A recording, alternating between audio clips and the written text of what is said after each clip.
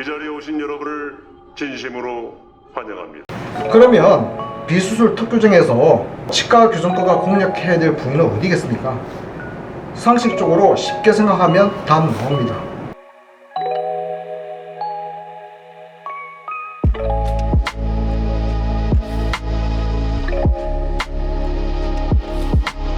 우리가 양악수술이나 성형수술 없이 얼굴형을 바꾸어주는 주걱턱, 무턱, 안면 비대칭 교정이 가능하다면 주걱턱이나 무턱이나 또는 얼굴 비대칭이 있는 분들에겐 희소식이 될 겁니다.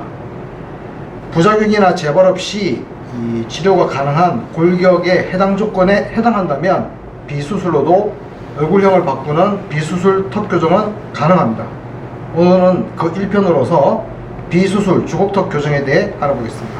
우리 치과는 사실 여기 코 아래 위턱하고 아래턱을 치료하는 과예요. 그래서 이제 교정과나 또는 양악수술을 맡는 구강-아간면 외과에서 치료하고 개선하는 부위도 위턱과 아래턱입니다. 그러면 턱 윗부분의 코, 눈, 광대 이런 부분들은 엄밀히 따지면 성형외과의 영역이고요. 우리가 당신은 주걱턱입니다, 당신은 무턱입니다, 당신은 얼굴이 비대칭입니다 라고 느끼는 것은 바로 치과의 관점에서 보자면 위턱에 대해서 아래턱의 관계를 인지하는 것이죠. 평가하는 것입니다. 위턱 대비 아래턱이 길면 주걱턱이 되는 것이고, 위턱에 대해서 아래턱이 짧으면 무턱이 되는 것이고요.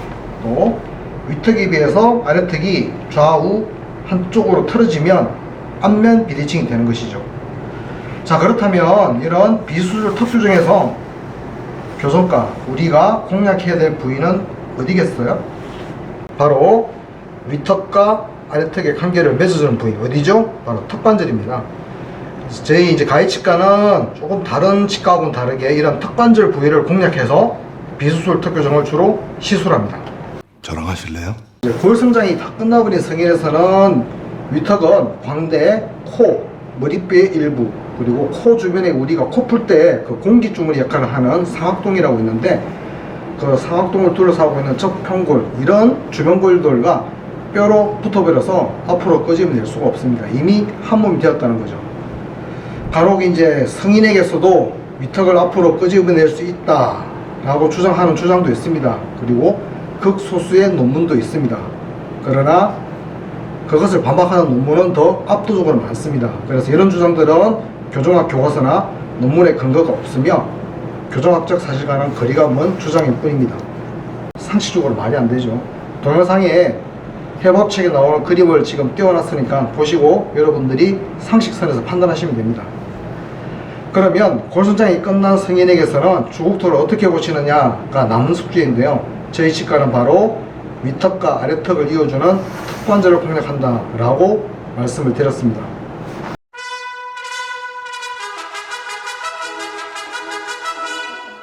바로 이 턱관절을 회전 중심으로 해서 아래턱을 후하방 회전시켜 가지고 아래턱의 길이를 줄이게 만듭니다.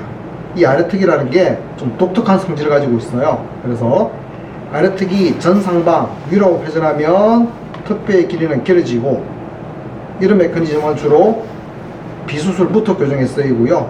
아래턱이 후하방으로 회전하게 되면 아래턱은 짧아지는데, 바로 이런 식의 회전 메커니즘은 주걱턱 교정에 쓰이게 됩니다. 자, 그렇다면 이제 남은 문제는 뭐겠어요? 어떻게 아래턱을 후하방 회전시키느냐 하는 문제가 남겠죠. 그래서 이제 성인에서 페이스 마스크를 쓰는 치과도 있고 스플린터를 쓰는 치과도 있는데, 사실은 저는 스플린터를 왜 쓰는지 잘 모르겠어요. 그리고 뭐 턱관절 위치 안정화 장치를 주걱턱 교정에 왜 쓰는지는 모르겠는데, 좋겠다. 페이스 마스크부터 얘기를 해보면 이미 그 위턱이 주변골과 붙어버렸기 때문에 이 페이스 마스크는 사실은 치아의 전방 견인력을 가해가지고 이제 위턱을 끄집어내는 건데, 위턱이 주변골하고 붙어버리니까 위턱은 안 나오고 위에 치아만 전방 경사이동 하게 돼요. 그래서 위에 앞니가 이제 앞으로 이렇게 뻗어지게 되는데, 위에 앞니가 앞으로 뻗어질수록 아래턱이 뒤로 들어갈 거리는 줄어들게 됩니다. 오히려 주걱턱 교정에 독이 되는 이동이죠. 그래서 이제 보통은 이제 10세 이하 아동에서만 주로 이런 페이스 마스크를 사용하고요. 이제 미국이나 유럽에서는 이 교정을 많이 하는데 우리나라에서는 잘 안 해요. 안 하는데 이제 해외에서는 11세부터는 어떤 식의 교정을 하느냐 하면은 그 그림이 나오지만 상악부치부의 잇몸, 그 밑입니다. 잇몸뼈가 아니고 잇몸뼈보다 더 깊숙이 있는 턱뼈에 플레이트를 심고요. 그리고 이제 하악 전치부, 하악 전방부의 턱뼈 밑에 있는, 잇몸뼈 밑에 있는 턱뼈에 플레이트를 심어가지고 이 플레이트 길이 직접 고무줄을 걸어서, 그러니까 치아를 통해서 간접적으로 힘을 가하는 것이 아니라 바로 턱뼈에 직접적으로 힘을 가해서 좀 더 효율적이고 빠르게 골격의 변화를 일으키는 볼레더 타입 앵커리지라는 이런 교정술을 많이 쓰고 있습니다.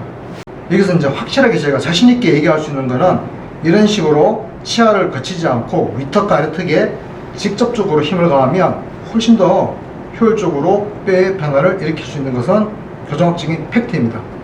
물론 이 장치도 사춘기가 지나서 위턱과 주변골의 골화에 의해서 위턱의 전방이동의 효율은 좀 떨어지는 건 사실입니다.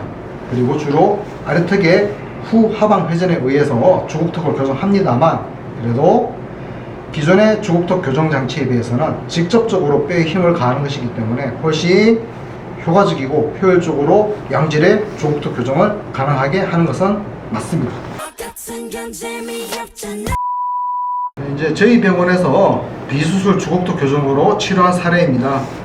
전부 다 이제 다른 치과에서 양악 수술을 권유받았지만 저희 치과에서는 비수술로 주걱턱 교정을 한 사례이고요. 군의 사진을 보면 거꾸로 물렀던 앞니의 반대교합도 잘 고쳐졌고요. 또 얼굴, 옆모습 얼굴 사진을 보면 아래턱의 후하방 회전을 일으켜가지고 아래턱의 길이가 줄어들고 주걱턱 외모가 많이 개선된 것을 볼 수가 있습니다. 단 이제 비수술 주걱턱 교정은 너무 무리를 하지 않는 것이 좋습니다. 너무 무리를 하게 되면 부작용도 생길 뿐 아니라 그만큼 또 재발도 잘 돼요. 그래서 이제 양악 수술에 준하는 비싼 돈을 들이고 했는데 시간도 엄청 오래 걸렸는데 원래대로 돌아왔다, 이렇게 이제 하소연하는 분들도 있기 때문에 제가 비수술 주걱턱 교정에 너무 무모하게 도전해서는 안 되는 케이스들을 몇몇 개만 알려주겠습니다. 일단은 누가 보더라도 쉽게 얘기할게요. 상식적으로 아래 앞니가 너무 많이 나온 심한 주걱턱, 일반인들 보더라도 야 너 이거 양악 수술 해야겠다, 이런 것들은 너무 무모한 비수술 주걱턱 교정 도전하지 마십시오. 또 하나는 이제 일반인들은 위턱과 아래턱의 앞뒤 관계에 따라서 주걱턱이냐 무턱이냐 이것만 보는데 교정가 전문의들은 이 부분도 많이 봅니다. 이렇게 턱뼈의 회전을 많이 보거든요. 그래서 이렇게 꼬아봐 회전되면 긴 얼굴, 각도가 적당하면 정상 얼굴, 이 각도가 적으면 짧은 얼굴이 되는데 이 비수술 주걱턱 교정은 짧은 얼굴 내지는 중간 얼굴까지는 그런 대로 괜찮게 시도가 되고 결과가 괜찮습니다. 왜냐하면 주로 아래턱의 후하방 회전을 일으키면서 얼굴이 길어지는 방향이기 때문에. 근데 이미 교정 전에 턱뼈가 이렇게 후하방 회전해서 긴 얼굴 같은 경우에는 안 그래도 얼굴이 긴데 자꾸 아래턱을 아래로 회전시키면 얼굴은 더 길어지게 되겠죠. 그래서 이런 경우는 부작용도 잘 생기고 이제 교정 치료 끝나고 나서 재발이 잘 되기 때문에 너무 무모하게 도전하지 않는 것이 좋을 것 같습니다. 이상입니다.